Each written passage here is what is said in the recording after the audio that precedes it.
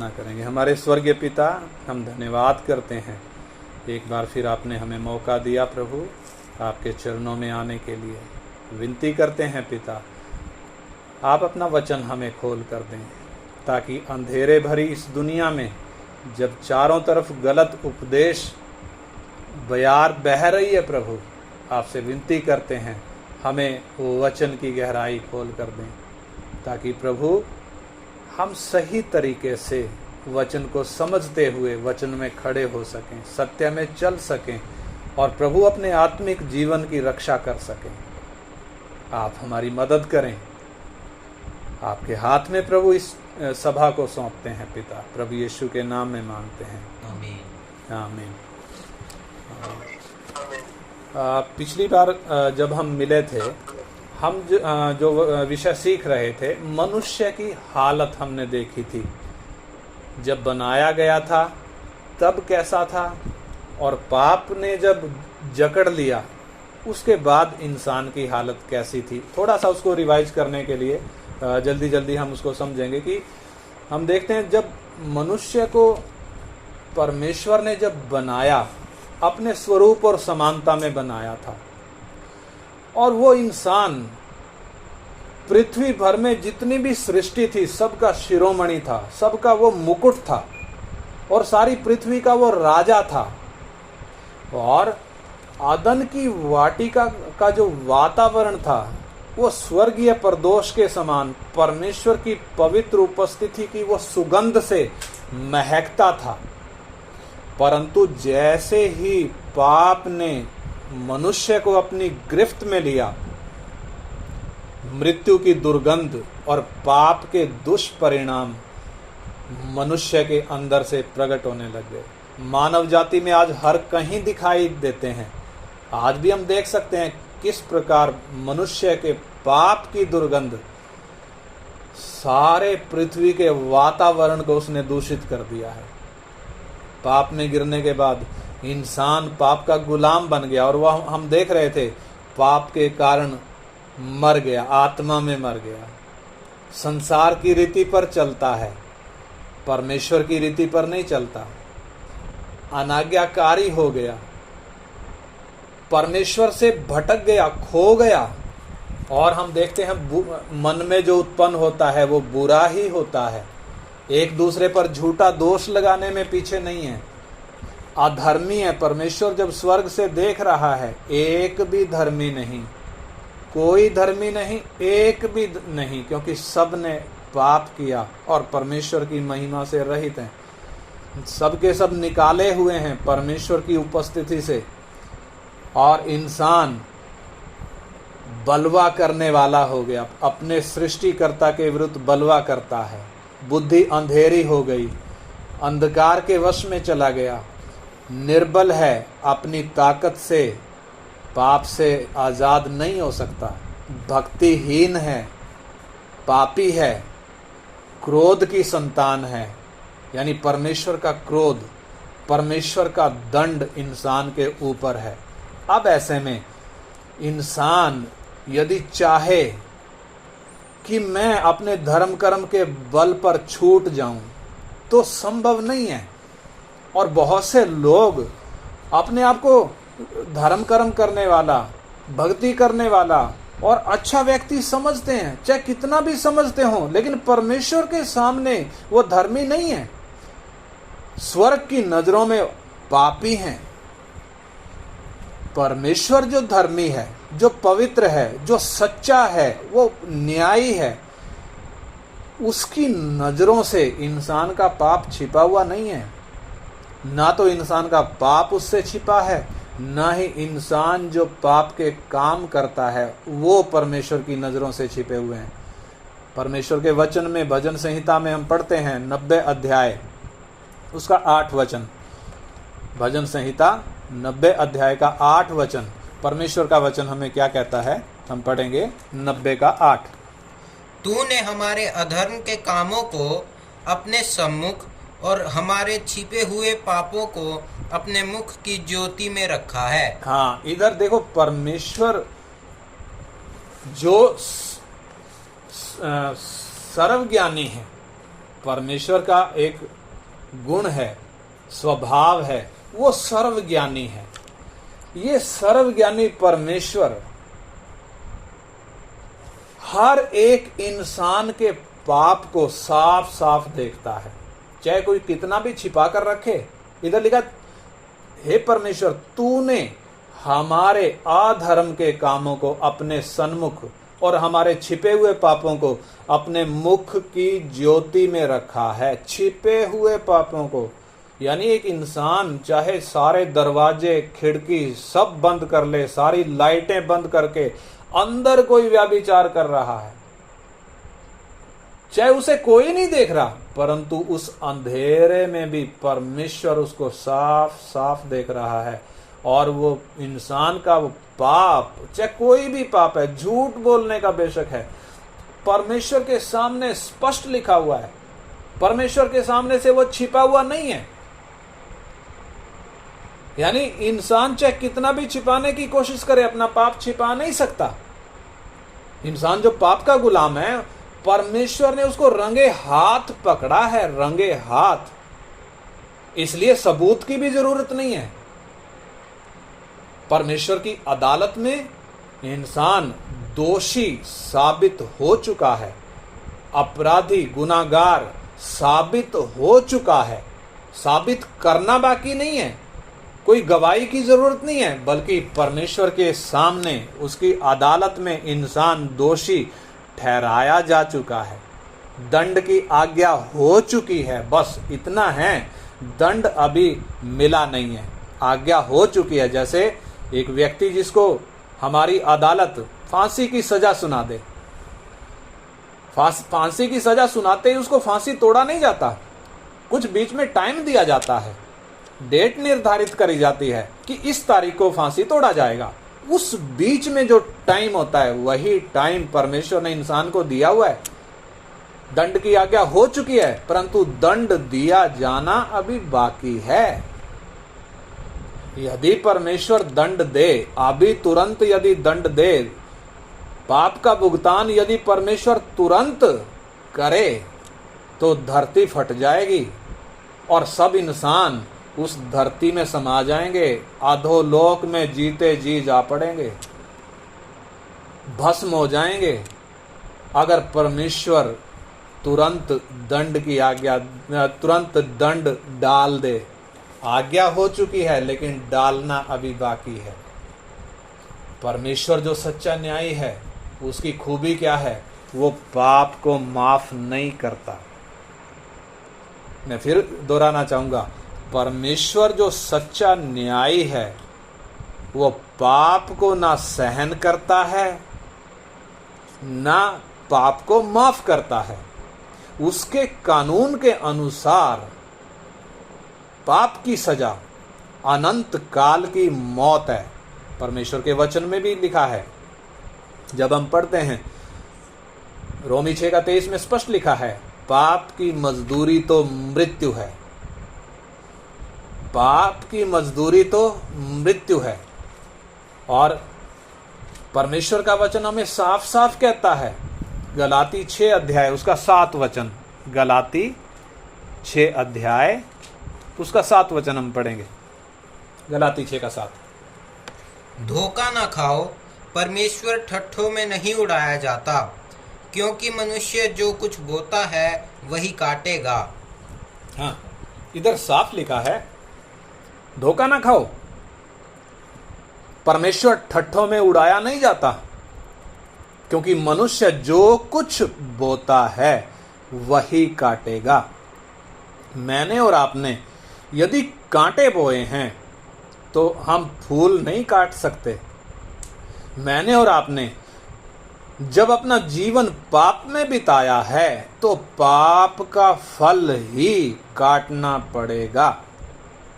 उसमें कोई रियायत नहीं है, उससे कोई छुटकारा नहीं है। परंतु सर्वशक्तिमान परमेश्वर ने हम मनुष्यों को इसलिए नहीं बनाया था कि हमें अनंत काल की मौत की सजा सुनाए, हमें अनंत काल के लिए नरक की आग में फेंक दे। इसलिए परमेश्वर ने नहीं बनाया। बल्कि नरक की आग जो बनाई गई है वो शैतान और उसके दूतों के लिए बनाई गई है, इंसान के लिए नहीं बनाई गई। परंतु जब परमेश्वर स्वर्ग से देखता है तो कोई भी धर्मी नहीं मिलता, कोई भी नहीं मिलता, क्योंकि सबके सब पापी हैं, सबने पाप किया है, परमेश्वर की महिमा से रहित हैं। कोई भी ऐसा नहीं मिला जो इंसान के लिए परमेश्वर के सामने खड़ा हो सके और ये बोल सके कि मेरी जान ले ले, इस पापी इंसान को बख्श दे। कोई भी ऐसा धर्मी नहीं है जो इंसान का पाप अपने ऊपर उठा ले और इंसान की माफी हो जाए, क्योंकि धर्मी परमेश्वर बिना सजा दिए तो नहीं छोड़ेगा, वो तो माफ नहीं करेगा। अगर पाप किया है तो सजा तो मिलेगी, माफी का कोई गुंजाइश है ही नहीं। परमेश्वर के कानून में माफी की कोई गुंजाइश नहीं है, क्योंकि परमेश्वर के सन्मुख हर एक व्यक्ति दोषी है और एक दोषी दूसरे दोषी की जमानत नहीं दे सकता। जितने भी इस धरती पर आए सबके सब, स्त्री और पुरुष से जितने भी पैदा हुए सबके सब दोषी हैं, सबके ऊपर दंड की सजा हो चुकी है। अब ऐसे में दंड की सजा पाया हुआ एक व्यक्ति या वो दंड पाया हुआ एक व्यक्ति दूसरे दंड पाए हुए व्यक्ति को कैसे छुड़ाए, कैसे उसकी जमानत दे। आज बहुत लोग हैं, गुरु हैं, सतगुरु हैं, अवतार हैं, महाराजा हैं, बड़े बड़े हैं, धर्मी ज्ञानी पता नहीं क्या क्या हैं, वो क्या प्रचार करते हैं, नाम ले लो, माला जप लो, भक्ति कर लो, बच जाओगे। परंतु एक व्यक्ति जब खुद पापी है वो दूसरे की जमानत नहीं दे सकता, वो दूसरे को छुड़ा नहीं सकता, चाहे गुरु हो चाहे अवतार हो। कोई भी इंसान के लिए परमेश्वर के सामने खड़ा होने के योग्य नहीं है, इंसान की जमानत देने के लायक नहीं है, क्योंकि सबके सब पाप के गुलाम हैं। यही कारण है कि इंसान की जमानत देने के लिए सर्वशक्तिमान परमेश्वर खुद इंसान का शरीर धारण करके इस धरती पर आया। कौन आया? परमेश्वर का पुत्र नहीं, बल्कि परमेश्वर खुद, सर्वशक्तिमान परमेश्वर जिसने इंसान को बनाया, वो सृष्टिकर्ता परमेश्वर खुद इंसान का शरीर धारण करके इस धरती पर आया ताकि इंसान की जमानत दे सके, जिसे इम्मानुएल और यीशु कहकर पुकारा गया। इम्मानुएल का मतलब परमेश्वर हमारे साथ, यानी परमेश्वर ने मनुष्यों के साथ वास किया। किसने? परमेश्वर ने। किसके साथ? मनुष्यों के साथ। परमेश्वर का कोई दूत नहीं है, कोई स्वर्ग दूत नहीं है, परमेश्वर ने अपना कोई रिप्रेजेंटेटिव नहीं भेजा, परमेश्वर की कोई पत्नी नहीं है, ना ही कोई फैमिली है, ना ही कोई बेटा है कि अपने बेटे को भेज दे। ना, परमेश्वर खुद आया है, इंसान का शरीर लेकर सर्वशक्तिमान परमेश्वर खुद आया। इम्मानुएल का मतलब मनुष्यों के साथ कौन? परमेश्वर। और यीशु का मतलब हमें हमारे पापों से छुड़ाने वाला। वो हमारी तरह स्त्री पुरुष के संबंध से पैदा नहीं हुआ, जैसे बाकी सारी मानव जाति पैदा हुई है और हो रही है। वो हमारे समान आदम का खून नहीं है, आदम के बीज से आया हुआ नहीं है, बल्कि उसके विषय में लिखा है 2 कुरिन्थी 5 अध्याय उसका 21 वचन। 2 कुरिन्थी 5 अध्याय उसका 21 वचन। जो पाप से अज्ञात था उसी को उसने हमारे लिए पाप ठहराया कि हम उसमें होकर परमेश्वर की धार्मिकता बन जाएं। हाँ, इधर जो बात लिखी है ध्यान से समझें। जो पाप से अज्ञात था। अज्ञात का मतलब जो निष्पाप था, जिसके अंदर पाप नहीं था, उसी को उसने हमारे लिए पाप ठहराया। पापी नहीं, पाप ठहराया। यानी यीशु जब इस धरती पर आया, उसका एक नाम पाप भी है। आप सोचेंगे ये कौन सा नाम? जो पाप से अज्ञात था, उसी को परमेश्वर ने हमारे लिए पाप ठहराया कि हम उसमें होकर परमेश्वर की धार्मिकता बन जाएं। यानी यीशु जो पाप से अज्ञात है, कैसे पाप से अज्ञात है, इस बात को पहले हम समझें। वो पाप से अज्ञात कैसे है, वो निष्पाप कैसे है, वो निष्कलंक कैसे है। सबसे पहली बात, वो आदम के बीज से आया हुआ नहीं है। बाकी सब इंसान आदम की औलाद हैं। सब, चाहे किसी जाति का हो, किसी धर्म का हो, किसी देश का, किसी वर्ग का, गोरा हो, काला हो, ऊंच हो, नीच हो, सब के सब आदम की संतान हैं, आदमी हैं। परंतु यीशु वो आदम के खून से नहीं आया, आदम के बीज से नहीं आया। आदम ने जब पाप किया, वो पापी हो गया। उसकी आत्मा, उसका प्राण, उसकी देह पाप में ग्रसित हो गई। उसके बीज में पाप आ गया। इसलिए जितने भी आ रहे हैं सबके सब पापी। परंतु यीशु कैसे आया, उसके जन्म के विषय में हम पढ़कर देखें। यशाया 7 अध्याय उसका 14 वचन। यशाया 7 अध्याय उसका 14 वचन। यीशु के जन्म से करीब 700 साल पहले एक भविष्यवक्ता यशाया यीशु के जन्म की भविष्यवाणी कर रहा है। क्या कहकर कर रहा है, जरा हम पढ़कर देखें। इस कारण प्रभु आप ही तुमको एक चिन्ह देगा। सुनो, एक कुमारी गर्भवती होगी और पुत्र जनेगी और उसका नाम इमानुएल रखेगी। हाँ, इधर मैं दोबारा पढ़ूंगा। इस कारण प्रभु आप ही तुमको एक चिन्ह देगा। यानी यीशु के जन्म से पहले 700 साल पहले एक चिन्ह बताया जा रहा है। चिन्ह क्या है? सुनो, एक कुंवारी गर्भवती होगी। एक कुंवारी गर्भवती होगी और पुत्र जनेगी और उसका नाम इम्मानुएल रखेगी। ये कुंवारी गर्भवती कैसे होगी? अगर हम सोचकर देखें,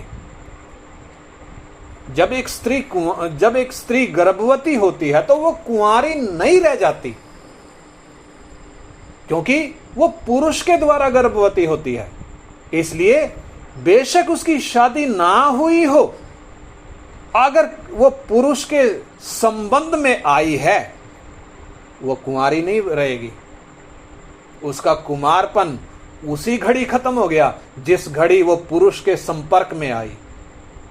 परंतु ये कुंवारी, इसके विषय में लिखा है कुंवारी गर्भवती होगी। यानी जब वो गर्भवती हो रही है, वो उस वक्त कुंवारी है। कारण वो किसी पुरुष के संपर्क में नहीं आई, वो किसी पुरुष के बीज के द्वारा गर्भवती नहीं हुई। कैसे हुई, हम पढ़कर देखें। लूका 1 अध्याय उसका 34 और 35 वचन। लूका 1 अध्याय उसका 34 और 35 वचन हम पढ़कर देखें। जब मरियम गर्भवती होने से पहले परमेश्वर का प्रधान दूत जिब्राइल इस मरियम के पास वो संदेश लेकर आया है कि तू गर्भवती होगी और एक पुत्र को जन्म देगी। उस वक्त की घटना है, जरा हम पढ़कर देखें। मरियम ने स्वर्गदूत से कहा, यह कैसे होगा? मैं तो पुरुष को जानती ही नहीं। स्वर्गदूत ने उसको उत्तर दिया, पवित्र आत्मा तुझ पर उतरेगा और परम प्रधान की सामर्थ तुझ पर छाया करेगी। इसलिए वह पवित्र जो उत्पन्न होने वाला है परमेश्वर का पुत्र कहलाएगा। हाँ, इधर देखिए, स्वर्गदूत कह रहा है कि तू गर्भवती होगी। वो कुंवारी के पास भेजा गया, तू गर्भवती होगी। मरियम कहती है ये कैसे होगा, क्योंकि मैं तो पुरुष को जानती ही नहीं। स्वर्गदूत ने उसको उत्तर दिया कि पवित्र आत्मा तुझ पर उतरेगा और परम प्रधान की सामर्थ तुझ पर छाया करेगी, इसलिए वो पवित्र जो उत्पन्न होने वाला है परमेश्वर का पुत्र कहलाएगा। यानी एक कुंवारी स्त्री के गर्भ में सर्वशक्तिमान परमेश्वर, जो असीमित परमेश्वर है, अपने आप को शून्य करके एक कुंवारी स्त्री के गर्भ में आकर बैठा। किसी पुरुष के बीज से नहीं, सर्वशक्तिमान परमेश्वर अपने आप को शून्य करके एक कुंवारी स्त्री के गर्भ में आया और उस गर्भ के द्वारा वो मनुष्य का शरीर लेकर उत्पन्न हुआ है। और वो क्यों ऐसा किया, परमेश्वर ने क्यों ऐसा किया? क्योंकि इंसान जो पापी है, यदि उसको पाप से बचाना है तो पाप के ऊपर दंड आना अनिवार्य है, पाप की सजा मिलनी अनिवार्य है। पाप की माफी नहीं, पाप के ऊपर सजा डालनी अनिवार्य है। और परमेश्वर का वचन साफ कहता है, बिना खून बहाए माफी नहीं हो सकती, बिना खून बहाए पापों की माफी नहीं हो सकती। इसलिए परमेश्वर जो आत्मा है उसके अंदर तो खून है ही नहीं, वो तो आत्मा है। यही कारण है परमेश्वर को मनुष्य का शरीर धारण करना पड़ा। परमेश्वर को मनुष्य का शरीर धारण करना पड़ा, और शरीर धारण करने के लिए वो गर्भ के द्वारा, एक कुंवारी के गर्भ के द्वारा आया, एक छोटे बच्चे के रूप में पैदा हुआ। हमारी तरह वो धीरे धीरे बढ़ा, और जब उसका जीवन हम देखें, उसका चाल चलन जब हम देखें, वो अपने पूरे चाल चलन में निर्दोष रहा। उसके अंदर स्वतंत्र इच्छा थी, जैसे हमारे अंदर स्वतंत्र इच्छा है। हमने अदन की वाटिका में देखा, इंसान ने स्वतंत्र इच्छा के कारण कौन सा रास्ता चुन लिया? परमेश्वर के इच्छा के विरोध वाला रास्ता। यीशु के अंदर भी स्वतंत्र इच्छा थी, जिसके कारण यदि वो चाहता तो हमारी तरह, आदम की तरह वो भी अपनी इच्छा पूरी कर सकता था, परंतु उसने अपने आप को पूर्ण रूप से पर पिता की इच्छा के लिए समर्पित कर दिया। उसके सामने भी शैतान परीक्षा लेकर आया, जैसे आदम के सामने आया था। उसके सामने भी परीक्षाएं लेकर आया, लेकिन अपने दृढ़ संकल्प के कारण उसने अपने आप को निष्पाप बनाए रखा, बेदाग बनाए रखा। इब्रानी 4:15 हम पढ़ें, इब्रानियों की पत्री 4 अध्याय उसका 15 वचन। यीशु मसीह के विषय में परमेश्वर का वचन क्या गवाही दे रहा है? इब्रानी 4 अध्याय उसका 15 वचन। क्योंकि हमारा ऐसा महायाजक नहीं जो हमारी निर्बलताओं में हमारे साथ दुखी ना हो सके, वरन वह सब बातों में हमारे समान परखा तो गया तो भी निष्पाप निकला। हाँ, वो हमारी तरह सब बातों में परखा गया, लेकिन हम जो परख में हार जाते हैं वो निष्पाप निकला। यीशु क्या है? वो भी परखा गया परंतु निष्पाप निकला। इब्रानी 7:26 भी पढ़ें, 7:26। अतः ऐसा ही महायाजक हमारे योग्य था, जो पवित्र और निष्कपट और निर्मल और पापियों से अलग और स्वर्ग से भी ऊंचा किया हुआ हो। हाँ, इधर यीशु के अगली खूबी हम देखें उसके चाल चलन की। यीशु ने अपने जीवन में जो चाल चलन उसका था, उसकी खूबी लिखा है, जो पवित्र, निष्कपट और निर्मल और पापियों से अलग और स्वर्ग से भी ऊंचा किया हुआ। कैसे हो गया? क्योंकि वो पापी नहीं है। स्वतंत्र इच्छा अंदर होते हुए भी वो पाप का रास्ता नहीं चुन रहा। उसने हर एक परीक्षा में अपने आप को निष्पाप, निष्कपट, पवित्र, निर्मल, पापियों से अलग और स्वर्ग से भी ऊंचा किया हुआ साबित किया। पहला पत्रस 1 अध्याय का 18-19 भी पढ़ें। पहला पत्रस 1 का 18-19। हे सेवकों, नहीं, पहला पत्रस 1 अध्याय। क्योंकि तुम जानते हो हाँ, कि तुम्हारा निकम्मा चाल चलन जो बाप दादों से चला आता है, उससे तुम्हारा छुटकारा चांदी सोने अर्थात नाशवान वस्तुओं के द्वारा नहीं हुआ, पर निर्दोष और निष्कलंक मेमने अर्थात मसीह के बहुमूल्य लहू के द्वारा हुआ। हाँ, यानी हम जो यीशु पर विश्वास करते हैं, हम जो उसके बहुमूल्य खून के द्वारा धोए गए हैं, हमारा छुटकारा कैसे हुआ वो बात इधर लिखी है।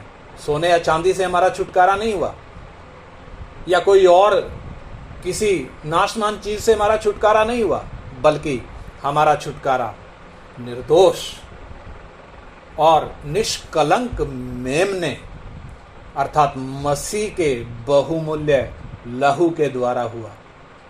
उसका जो लहू कैसा? निर्दोष और निष्कलंक, जिसमें कोई दाग नहीं, जिसमें कोई दोष नहीं। सारी मानव जाति दोषी है, परंतु यीशु निर्दोष, निष्कलंक। पहला पत्रस 2 का 22 भी पढ़े। 2 का 22। वह गाली सुनकर गाली नहीं देता था। हाँ, लिखा है वो गाली सुनकर गाली नहीं देता था। हम तो गाली दे देते हैं। अगर कोई मुंह पे एक थप्पड़ मारे, हम क्या करेंगे? ईंट का जवाब पत्थर से देंगे। कोई एक गाली दे, हम 10 सुना देंगे। परंतु यीशु के विषय में क्या लिखा है? वह गाली सुनकर गाली नहीं देता था। हाँ, वो गाली सुनकर गाली नहीं देता था और दुख उठाकर हाँ, किसी को भी धमकी नहीं देता था। हाँ, वो दुख उठाकर किसी को भी धमकी नहीं देता था, पर अपने आप को सच्चे न्यायी के हाथ में सौंपता था। हाँ, अपने आप को कहाँ सौंपता था? सच्चे न्यायी के हाथ में सौंपता था। और उसका 22 वचन भी पढ़े। ना तो उसने पाप किया, हाँ, ना तो उसने पाप किया, और ना उसके मुंह से छल की कोई बात निकली। हाँ, ना तो उसने कोई पाप किया, ना उसके मुंह से छल की कोई बात निकली। हम अपने मुंह को जरा जांच कर देखें, क्या ऐसा हुआ है कि हमारे मुंह से कोई छल की बात ना निकली हो? संभव ही नहीं है। परंतु यीशु 33.5 साल इस धरती पर रहा,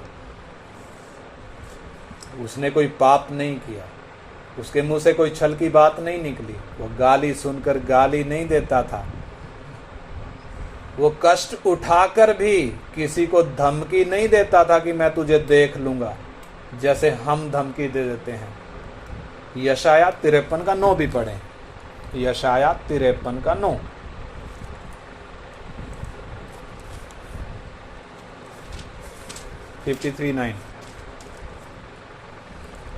उसकी कब्र भी दुष्टों के संग ठहराई गई, और मृत्यु के समय वह धनवान का संगी हुआ।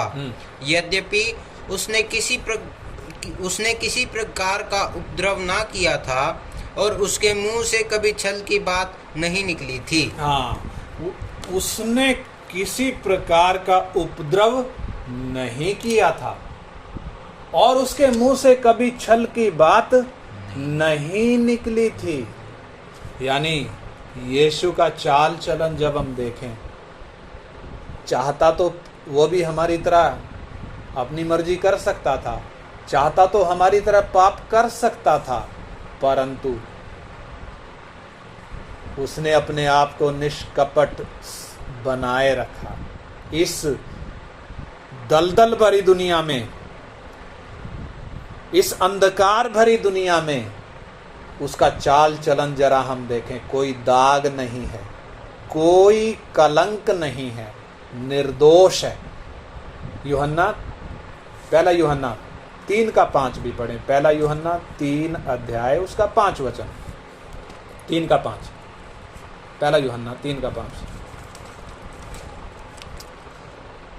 तुम जानते हो हाँ। कि वह इसलिए प्रकट हुआ कि पापों को हर ले जाए, और उसके स्वभाव में पाप नहीं। हाँ, देखिए यीशु के विषय में लिखा, और तुम जानते हो कि वो इसलिए प्रकट हुआ कि पापों को हर ले जाए, और उसके स्वभाव में पाप नहीं। यीशु के स्वभाव में क्या नहीं? पाप नहीं। और वो इसलिए प्रकट हुआ कि वो हमारे पापों को हर ले जाए। इंसान जाति, अगर हम नजर कर कर देखें, इस इंसान जाति में जितने भी पैदा हुए, उनमें से कोई भी, एक भी मरने के बाद जिंदा नहीं हुआ। पापी थे, पाप की मजदूरी मौत, मौत ने निगल लिया, आज तक दोबारा जिंदा नहीं हुए। क्योंकि पाप के कारण मौत का कब्जा इंसान के ऊपर है, और पाप की मजदूरी मौत है। इसलिए मौत ने उनको डस लिया, निगल लिया, और फिर कभी वो छूट नहीं पाए। चाहे फिर वो कितने भी ज्ञानी हों, कितने बड़े विद्वान हों, कितने बड़े बलवान हों, पहलवान हों, राजा हों, अवतार हों, गुरु हों, पीर हों, पैगंबर हों, कोई भी क्यों ना हो, सब के सब मौत ने निगल लिए। जिंदा रहते हुए उन्होंने चाहे कितनी भी धूम मचाई हो, कितना भी शोर मचाया हो, कितना भी तहलका मचाया हो, लेकिन मौत के साथ ही समाप्त हो गए। मौत ने दबोच लिया, मौत के चंगुल से वो छूट नहीं पाए, और ना कभी छूट पाएंगे। लेकिन इन सब से अलग यीशु अकेला है, जो तीसरे दिन मरे हुओं में से जिंदा हो गया। अकेला है, दूसरा कोई और उदाहरण नहीं है मानव जाति में। यीशु अकेला है जो मरने के तीसरे दिन मुर्दों में से जिंदा हो गया। मरने के बाद वो जिंदा कैसे हो गया? क्योंकि उसके अंदर पाप का कोई कलंक नहीं था। वो पाप से अज्ञात था, निष्पाप था, पाप रहित था। इसलिए जी उठने के बाद यूहन्ना जो उसका चेला है, उसके सामने प्रकट हुआ, और क्या कह रहा है? प्रकाशित वाक्य 1 अध्याय उसका 18 वचन हम पढ़कर देखें। प्रकाशित वाक्य 1 अध्याय 18 वचन। यीशु जिंदा होने के बाद बहुत से विश्वास करने वालों के सामने प्रकट हुआ। थोमा उसका एक चेला था, बोला मैं तो विश्वास नहीं करूंगा जब तक उसके हाथों में जो कीलों के छेद हैं, उन छेद में मैं हाथ नहीं डाल लूं, मुझे यकीन नहीं आएगा। यीशु उसके पास आया, बोला ले डाल, छेद तेरे सामने हैं, डाल। और अविश्वासी नहीं बल्कि विश्वासी हो। प्रभु बहुतों के सामने प्रकट हुआ, लेकिन किन के सामने? जो विश्वास करते थे, जो विश्वासी थे, जो चेले थे। अविश्वासी के सामने, किसी के सामने वो प्रकट नहीं हुआ। यूहन्ना के सामने जब प्रकट हुआ है, हम पढ़कर देखें प्रकाशित वाक्य 1 का 18। मैं मर गया था। हाँ, यीशु कह रहा है मैं मर गया था, और अब देख मैं युगान युग जीवता हूँ। मैं युगान युग जीवता हूँ, और मृत्यु और अधोलोक की कुंजियां मेरे ही पास हैं। मृत्यु और अधोलोक की कुंजियां मेरे ही पास हैं। बहुत से अवतार आए, बहुत से गुरु आए, पीर पैगंबर आए, बहुत से आए, बहुत से नाम हैं। आप जरा चारों तरफ नजर दौड़ा कर देखें, आज हालत क्या है। क्या जिंदा हो गए? क्या मौत से छूट गए? आज कहाँ हैं? मर गए, नाश हो गए, मौत ने खा लिया। अब जिंदा नहीं हो सकते, अब दोबारा उठकर नहीं आ सकते। परंतु यीशु क्या बोलता है? मैं मर गया था और अब देख, मैं युगान युग जीवता हूं और मृत्यु और अधोलोक की कुंजियां मेरे ही पास हैं। यानी ये यीशु, ये क्यों इस धरती पर आया? ये निष्पाप व्यक्ति मुझ पापी के लिए, आप के लिए, सारी मानव जाति के लिए पाप बनकर, क्या बनकर? पाप बनकर उसको पाप ठहराया गया। और पाप के ऊपर जो परमेश्वर का क्रोध है, पाप के ऊपर जो दंड है, वो सारा दंड, वो सारा क्रोध, वो सारी सजा उसके ऊपर डाल दी गई। और आप देखें, जब उसको धार्मिक अदालत के सामने और राजनीतिक अदालतों के सामने जब उसको खड़ा किया गया, कोई दोष उसके अंदर पाया नहीं गया, कोई दोष नहीं पाया गया। ना तो कोड़े मारने लायक कोई दंड पाया गया, ना ही मौत की सजा देने लायक उसके अंदर कोई दंड पाया गया। रोमी गवर्नर पिलातुस भी 3 बार बोला इसने कोई पाप नहीं किया, फिर मैं इसको कैसे क्रूस पर चढ़ाऊं। लेकिन यहूदी क्या चिल्ला रहे थे? इसको क्रूस पर चढ़ा, क्रूस पर चढ़ा। अब पिलातुस जो गवर्नर था, रोमी शासक था, उसने अपनी कुर्सी की चिंता करते हुए उसको छोड़ना चाहा था, लेकिन बलवा को देखकर उसने उसको आज्ञा दे दी कि क्रूस पर चढ़ा दिया जाए। और हम देखते हैं उसको कोड़े भी मारे गए और उसको क्रूस पर भी चढ़ाया गया। ये 2 अलग अलग सजाएं हैं। अगर कोड़े मारने का आदेश है तो मौत की सजा नहीं हो सकती। मौत की सजा जिसको हुई है उसको कोड़े मारे नहीं जा सकते, दोनों में से एक सजा। परंतु यीशु को दोनों सजा क्यों? और ये तो शरीर में थी। 3 घंटे सूरज अंधेरा हो गया। जब सूरज को बनाने वाला मनुष्य के शरीर में जो इस धरती पर आया, शरीर क्रूस पर टंगा हुआ है, लेकिन वो आत्मा और प्राण में होकर तड़पने वाली जगह में मुझ पापी के लिए, पापी मानव जाति के लिए वो 3 घंटे तड़पने वाली जगह में जाकर तड़पा, ताकि हम पापियों को उधर जाना ना पड़े। उसने वापिस आकर 3 घंटे बाद क्रूस पर जब वापिस शरीर में आया, बड़े जोर से पुकारा, सब कुछ पूरा हुआ। और ये कहकर उसने अपना प्राण त्याग दिया। क्या पूरा हुआ? पाप के ऊपर जो दंड दिया जाना था पूरा हो गया। इंसान के छुटकारे के लिए जो कीमत दी जानी थी वह पूरा हो गई। अब एक इंसान ने करना क्या है? उस निर्दोष यीशु को स्वीकार करना है।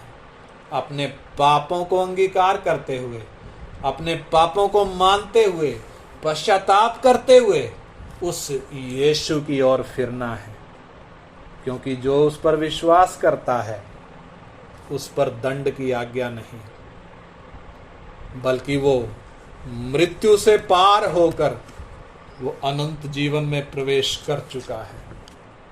इसलिए आइए हम अपने जीवनों को जांच कर देखें। मैं यीशु के पास क्यों आया हूं? किस लालच में, किस स्वार्थ में आया हूं? क्या मैं अपना पाप लेकर आया हूं या कोई स्वार्थ लेकर आया हूं? आइए हम अपने आप को जांच कर देखें। वो किसके पाप माफ करेगा? जो अपना पाप लेकर आया है। हे प्रभु, मुझ पापी को माफ कर। हे प्रभु, मुझ पापी के पापों को धो दे। प्रभु, मेरे दागों को मिटा दे प्रभु। जो टूटे मन से पश्चाताप करता है, अपने पापों पर आंसू बहाता है, जो अपनी छाती पीटता है अपने पापों के कारण, उस यीशु को जो क्रूस पर चढ़ाया गया, उस क्रूस पर चढ़ाए हुए यीशु को जो अपना प्रभु और उद्धारकर्ता स्वीकार करता है, उसी के पाप माफ होते हैं, उसी को पाप की गुलामी से छुटकारा मिलता है और वो मौत के बंधन से आजाद होता है, वो अनंत जीवन में प्रवेश करता है। इसलिए आइए, आज मौका है, क्रूस की ओर हम ताकें, उस क्रूस की ओर हम देखें, कौन लटका है? स्वर्ग और पृथ्वी का बनाने वाला, मनुष्य का शरीर धारण करके हम पापियों का पाप लेकर लटका है। कुछ देर पहले, लटकने से कुछ देर पहले स्वर्ग ने गवाही दी थी, ये मेरा प्रिय पुत्र है, इसकी सुनो। परंतु अब जब इसने वो कटोरा पी लिया, मानव जाति का जब पाप उठा लिया, स्वर्ग की नजरें बदल गई। वो भयानक मौत उसको मारा है, पानी मांगा, पानी नहीं दिया। वो भयानक सजा उस पर डाली है जो पाप के ऊपर डालनी जायज थी, परंतु वो निर्दोष मुझ पापी के लिए, मुझ गुनाहगार के लिए मरा। आज कोई और है जो बोलेगा वो मुझ पापी के लिए मरा, उसने मेरा पाप उठाया। इसलिए आइए, हम टूटे मन से, पश्चातापी मन से क्रूस की ओर ताकें। वो जो क्रूस पर चढ़ाया हुआ यीशु, दुनिया तो उसको क्या बोलेगी? ये जो अपने आप को नहीं बचा सका, परंतु वह क्यों कुर्बान हुआ? परमेश्वर ने मानव जाति के लिए एक निर्दोष मेमना बलिदान किया है, मानव जाति के छुटकारे के लिए। इसलिए यूहन्ना 3:16 जब हम पढ़ते हैं, उधर लिखा है, परमेश्वर ने जगत से ऐसा प्रेम रखा कि उसने अपना इकलौता पुत्र बलिदान कर दिया, ताकि जो कोई उस पर विश्वास करे वो नाश ना हो, परंतु अनंत जीवन पाए।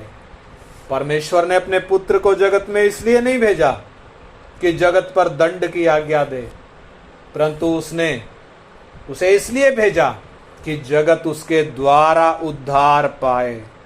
जो उस पर विश्वास करता है उस पर दंड की आज्ञा नहीं होती, परंतु जो उस पर विश्वास नहीं करता वो दोषी ठहर चुका है, वो दोषी ठहर चुका है, उस पर दंड की आज्ञा हो चुकी है। इसलिए आइए, हम अपने आप को जांचते हुए उस यीशु की ओर फिरें, किसी लालच के कारण नहीं, किसी स्वार्थ के कारण नहीं, अपने पापों पर छाती पीटते हुए, प्रभु मैं पापी, मुझ पापी गुनाहगार पर दया कर, प्रभु मेरे पापों को क्षमा कर, प्रभु मेरे पाप के दागों को अपने खून से मिटा दे। उसने अपने खून की एक एक बूंद दे दी। जब उसको भाला छाती में मारा गया, उधर परमेश्वर के वचन में लिखा है, पहले खून निकला फिर पानी निकला। ये पानी क्यों निकला? क्योंकि दिल के अंदर लास्ट बूंद खून की बची थी, वो भी निचोड़ ली, वो भी मुझ पापी के छुटकारे के लिए दे दी। आज कौन है जो अपना पाप मानेगा? आज कौन है जो अपने पाप से मन फिराएगा? आज कौन है जो अपने पाप से पश्चाताप करते हुए, तौबा करते हुए उस यीशु को स्वीकार करेगा? जो उसको स्वीकार करता है, उस पर फिर परमेश्वर का क्रोध नहीं है, परमेश्वर का दंड नहीं है, क्योंकि वो दंड पहले ही यीशु ने उठा लिया। इसलिए आइए हम प्रार्थना करें। Hallelujah, hallelujah. पिता, आपके प्रेम के लिए धन्यवाद। पिता, आपके अनुग्रह के लिए धन्यवाद। हम जो अपने पापों और अपराधों में मरे हुए थे, हम जो अपने शरीर और मन की लालसाओं में दिन बिताते थे, हम जो संसार की रीति पर चलते थे, हम जो अनाज्ञाकारी थे, हम जो स्वभाव ही से क्रोध की संतान थे, परमेश्वर से बलवा किया था, हम जो अंधकार में थे, पाप में डूबे हुए थे, जो काम करते थे परमेश्वर के विरोध में करते थे, परमेश्वर के उस बड़े प्रेम के कारण जो उसने क्रूस के द्वारा प्रकट किया, उसके उस बड़े अनुग्रह के कारण जो क्रूस के द्वारा उसने उंडेल दिया, हम पापियों को पाप की गुलामी से छुटकारा मिला और परमेश्वर के अनुग्रह के द्वारा उद्धार का दान मिला। पिता, हम आपका धन्यवाद करते हैं। पिता, हम आपका धन्यवाद करते हैं आपके प्रेम के लिए, आपके अनुग्रह के लिए। प्रभु, आपके वचन के लिए धन्यवाद, जो सच्चाई आपने हमारे सामने खोल कर दी है, ताकि हम अपने आप को जांचें, पाप से मन फिराते हुए, अपने मार्ग से यू टर्न लेते हुए आपकी ओर फिर सकें। प्रभु, हम एक एक जीवन में आपका आत्मा कार्य करे। जिन जिन कानों में प्रभु आपका वचन जाता है, प्रभु एक एक जीवन के अंदर आपका आत्मा कार्य करे। आपका वचन एक एक जीवन में फल लाए प्रभु, ताकि अंधकार के वश से छूटकर आपकी ज्योति में आ सकें, मृत्यु के बंधनों से छूटकर अनंत जीवन में प्रवेश कर सकें, पाप की गुलामी से आजाद हो सकें, दुष्ट के फंदे से छुटकारा पा सकें। बाप, एक एक जीवन पर आपकी दया मांगते हैं। सब महिमा आपको देते हैं पिता, प्रभु यीशु मसीह के पवित्र नाम में मांगते हैं। आमीन, आमीन।